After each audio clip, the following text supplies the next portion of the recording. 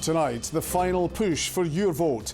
Keir Starmer comes to Scotland hoping to be the next Prime Minister, as John Swinney warns of a knife-edge battle between Labour and the SNP.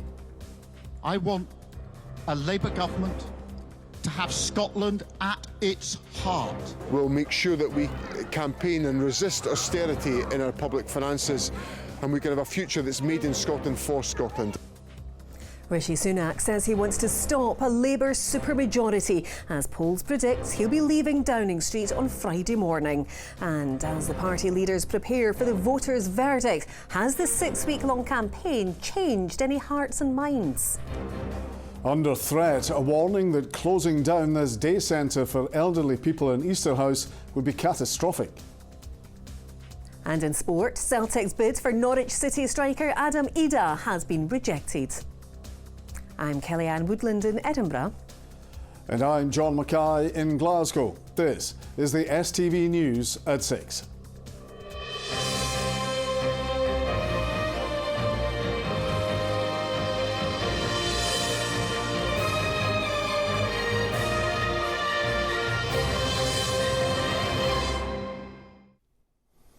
Good evening. After 6 weeks, party leaders are racing around the country in the final hours of campaigning. The leader of the Conservatives in Scotland, Douglas Ross, says that if the polls are accurate, his party is heading for defeat. That would see Labour leader Keir Starmer heading into number 10 on Friday morning. Sir Keir came to Scotland this afternoon, pledging a Labour government would have Scotland at its heart, with polls suggesting the SNP vote could be down. John Swinney says it's a knife-edge race between the SNP and Labour.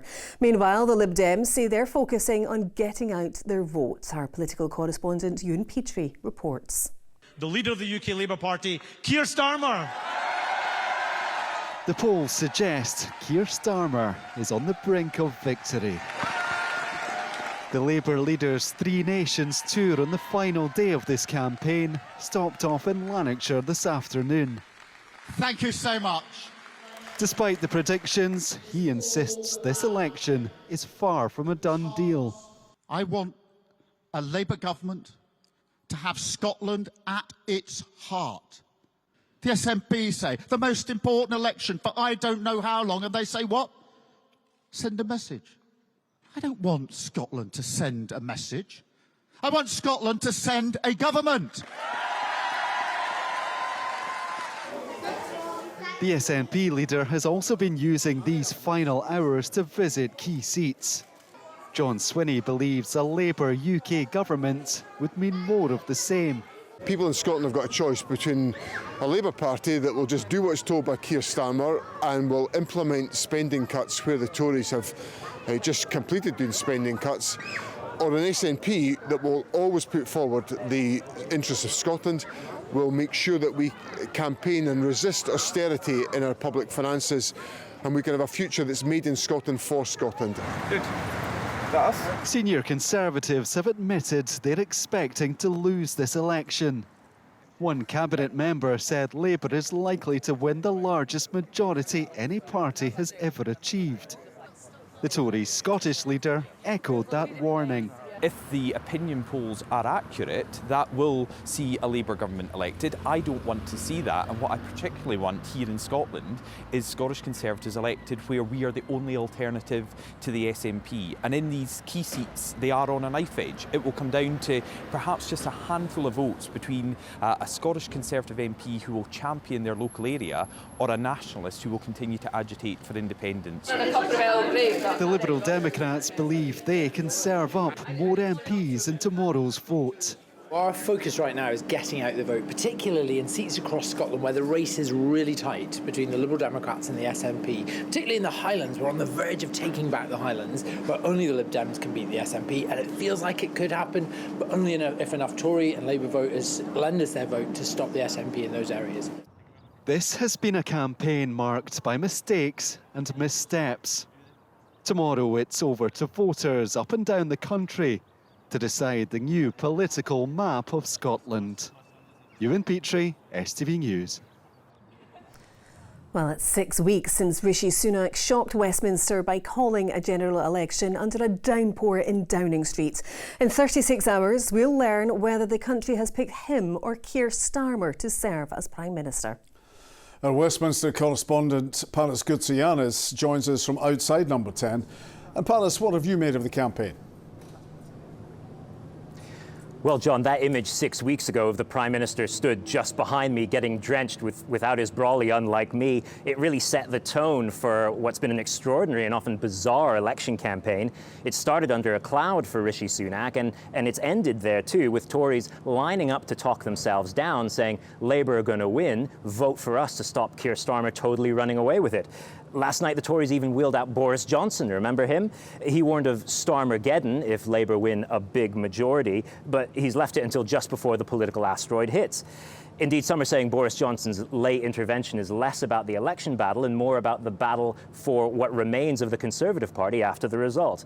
Now, Labour's message has been one of change, but in truth, few minds have been changed during this campaign. The polls have been consistent, and if they're right, we're on course for a moment of history, potentially the biggest Labour victory and the biggest Conservative defeat. One thing's for certain, though, tomorrow it's the public who decide who walks through that door behind me. Paris in Downing Street, thank you. Well, whoever forms the next government on Friday will inherit a hugely challenging set of finances.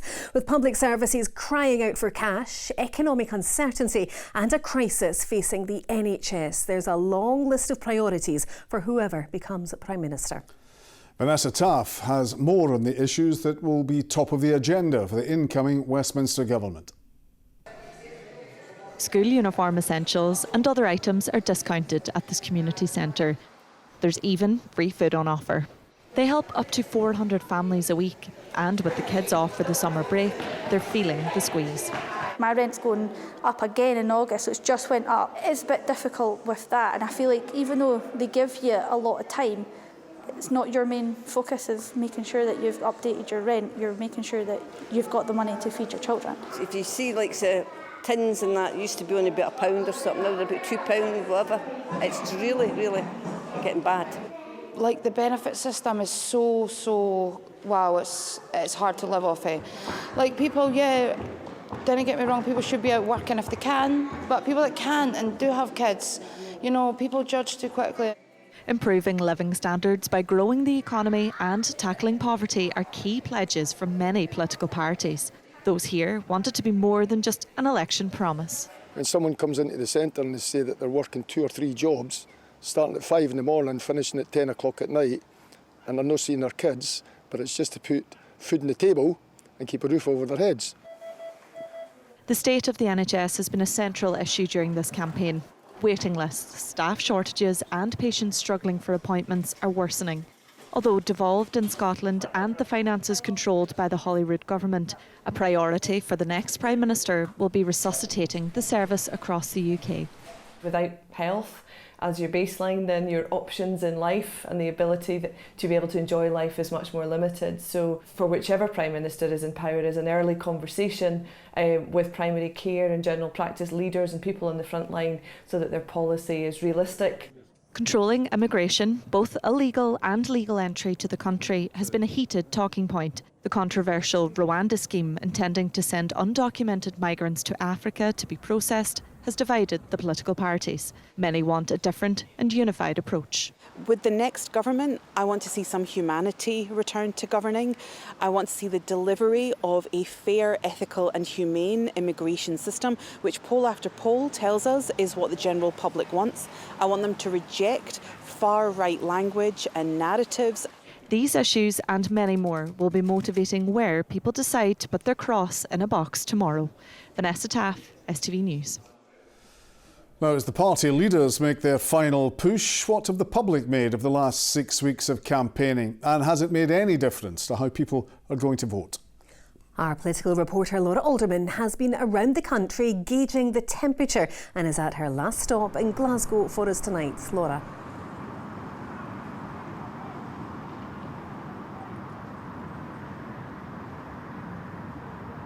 Yes, we've finally made it to Glasgow, and along the way we've heard a whole range of opinions. Some people telling me this election has washed over them completely, it hasn't registered, whereas someone else told me today they feel completely overwhelmed by it all. Some people saying they still don't know who they're going to vote for. Others have made their mind up since day one, and other people have told me they're not going to the polls at all. You feel so disillusioned with this election. So, in summary, a real mix since we started this trip just a few weeks ago. We started in Loch Lomond, then up to Loch Ness, Aberdeenshire, down to St Andrews, Ingliston, Falkirk, and now here in Glasgow. We started the day at the Riverside Museum, where I began by asking people how they're feeling before the polls open tomorrow.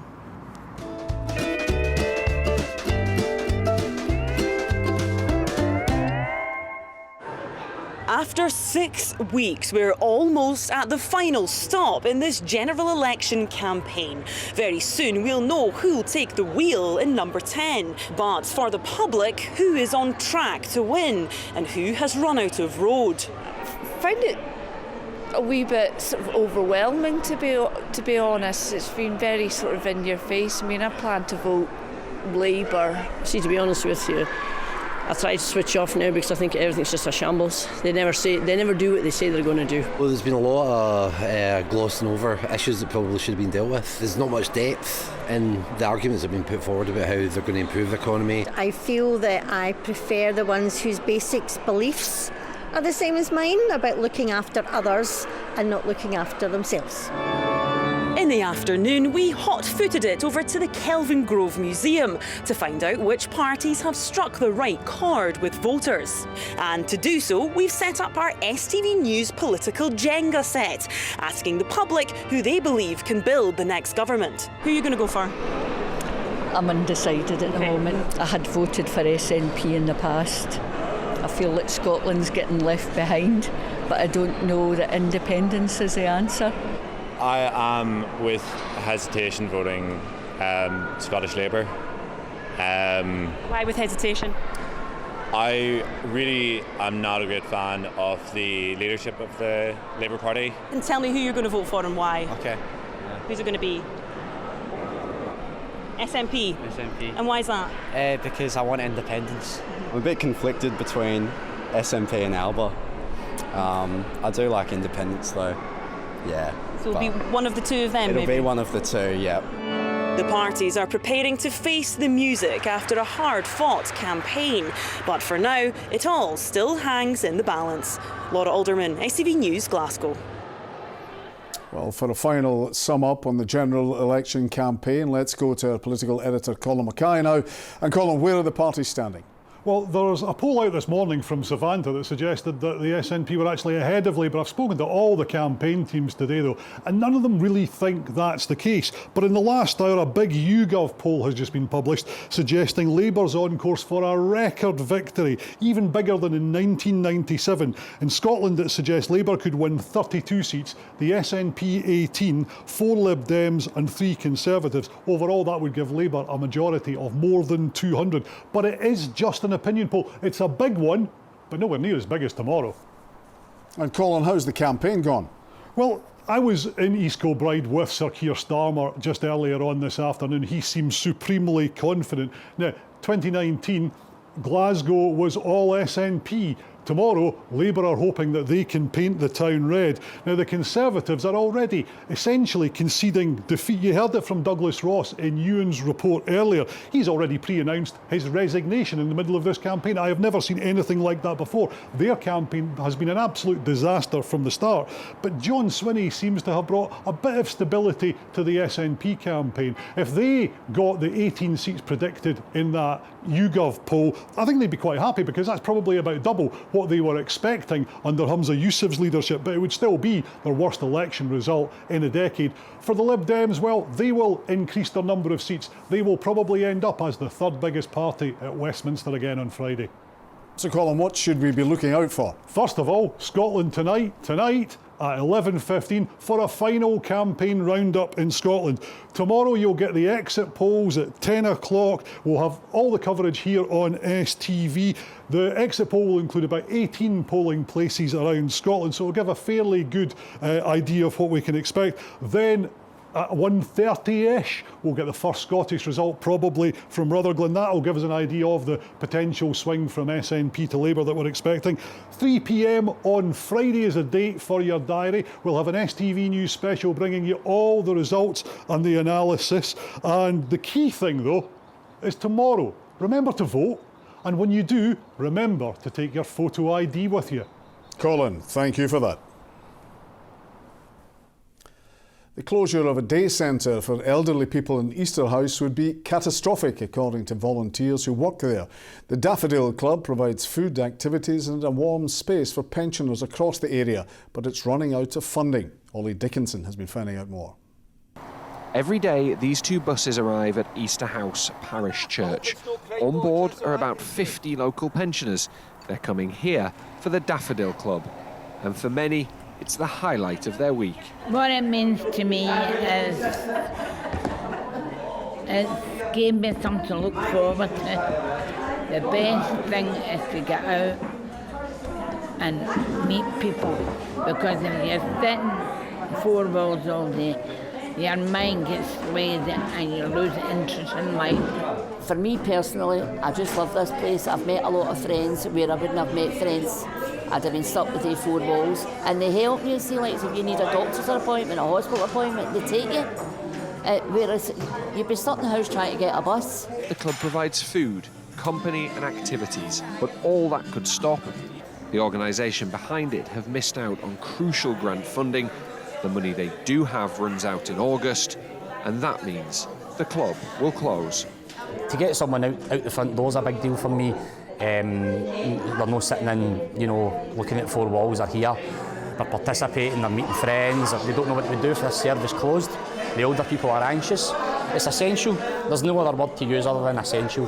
I think it gives them a reason to live, actually, because some of them would never be out, because they've got transport here as well that brings them and takes them home, And if this place was shut, they would never be out the door. At every table is a story of life before and after finding the club.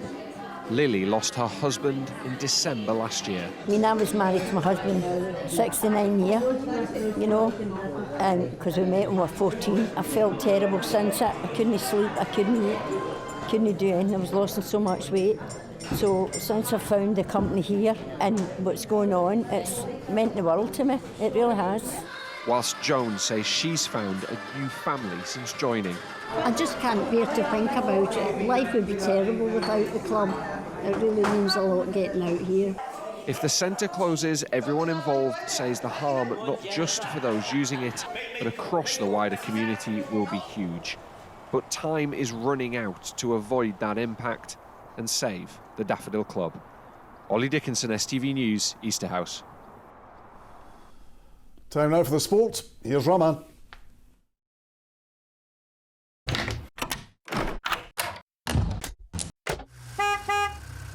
STV Sport, sponsored by the C.R. Smith Summer Sale. Good evening. Norwich City have told STV they have turned down a bid from Celtic for Adam Idah. The strikers spent the second half of last season on loan at Parkhead, scoring 9 goals in 19 games. The champions want to sign the 23-year-old permanently and have made their move for the Republic of Ireland international, but the English Championship club are keen to keep hold of Idah, who has 4 years left on his contract. St. forward Conor McMenamin faces a lengthy period on the sidelines as he prepares to undergo knee surgery. McMenamin joined the club last summer, making 33 appearances. The Saints say it's a pre-existing injury, and although he played in recent months, he will have an operation to address the problem. Andy Murray will compete in mixed doubles at Wimbledon, partnering Emma Raducanu. Murray withdrew from the singles yesterday ahead of his first-round match as he failed to recover from back surgery. As well as the mixed doubles with Raducanu, the former world #1 will play in the doubles with brother Jamie. Meanwhile, Jacob Fairley admits it'll be intimidating when he faces Novak Djokovic in the second round at Wimbledon tomorrow. The Scot, who's playing in the Championship for the first time, set up a meeting with the 7-time champion after winning his first-round match in straight sets yesterday. Djokovic also progressed to the second round in straight sets, and the Serbian expects the crowd to be backing firmly. I'll definitely analyse his match of today and, see who I am up against. Obviously, him being British, he's going to have the crowd. And, you never like to play British in Wimbledon. But, I'm looking forward to it. For me, it's just about really maintaining this good sensation, good feelings on the court. Well, Cameron Norrie will put friendship to one side when he faces British #1 Jack Draper in the second round tomorrow. Norrie progressed after a straight sets win in his opening match last night. To golf, and with just 2 weeks to go until the Open gets underway at Royal Troon, reigning champion Brian Harman says he's relishing the prospect of defending the claret jug in front of a Scottish crowd. The event will see hundreds of thousands of spectators head to South Ayrshire. Colin Montgomery, who grew up next to the course, says it's great for the sport as a major returns to Scotland. Here's Ronnie Charters. The most famous trophy in the sport back in Scotland. The finishing touches underway as Royal Troon gets set to welcome the golfing world.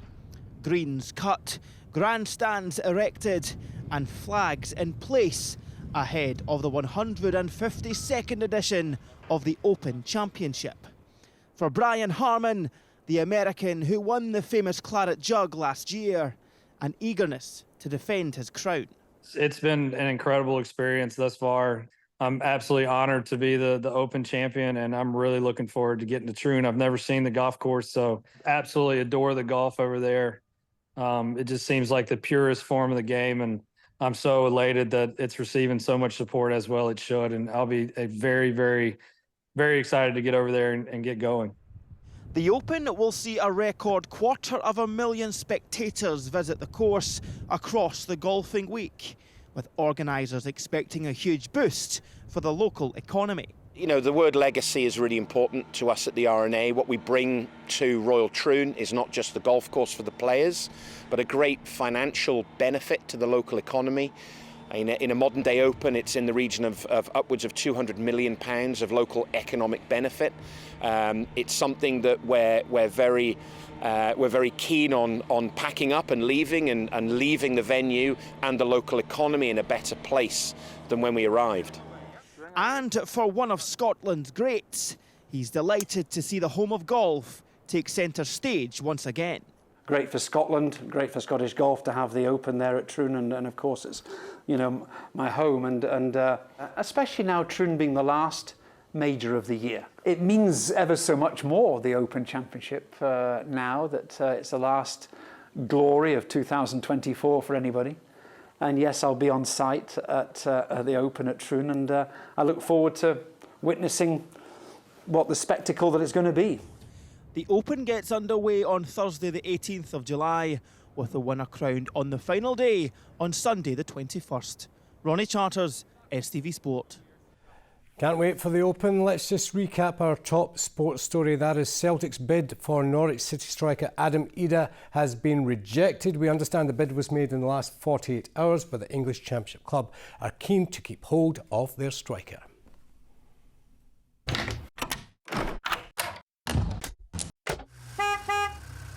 STV Sport, sponsored by the C.R. Smith Summer Sale. Right, it's time for us to check out the weather forecast now with Sean. Light winds rolling in from the west. We'll be joined by some very welcomed ice creams. TUI sponsors STV Weather. A very good evening to you. Well, the calendar on the wall at least says July. Maybe we should just have kept it at April, because tomorrow's going to be a blustery day. It's going to feel quite chilly out there. Lots of showers around as well. But as we go into the weekend, at least the winds will be easing down. But with low pressure still nearby, there's going to be lots of showers around during the weekend. But with lighter winds, it should feel a bit better in the sunshine in between the showers. But technically, the temperature's still a good degree or so below where they should be for the time of year. But it's tomorrow, I think, which will probably feel worst. Now, the wind will be picking up as we go through this evening and tonight, turning particularly blustery in the west by the end of the night. Lots of showers coming in as well, most frequent showers in western parts, and a bit chillier than last night. Temperatures down to about 6 degrees in a few spots. So tomorrow, frequent showers for many of us, merging into longer spells of rain at times. And you can see some quite bright colours in those showers, so some of them will be in the heavy side. I think probably the most frequent ones will be across the Highlands into Argyll and Bute, Stirlingshire, further south and east, a little bit more scattered. But for all parts, in that blustery wind tomorrow, it is going to feel cool out there, 13, 14 degrees. And believe it or not, gales, the risk of gales for a time around parts of the Hebrides, the northwest coast. So not great if anyone's out camping in that wind and those heavy showers during tomorrow. Friday, still some showers around, but hopefully fewer and further between, and lighter winds as well. Lots of showers on Saturday, expect bubbling up, quite slow moving, the risk of some heavy ones. Bye-bye. TUI sponsors STV Weather. And that's it from us. Don't forget the Scotland Tonight election special at 11:15 with Colin Mackay. You'll hear the final messages from the main parties. And of course, we're back again tomorrow at 6. But until then, from all of us here, enjoy your evening. Good night. Good night.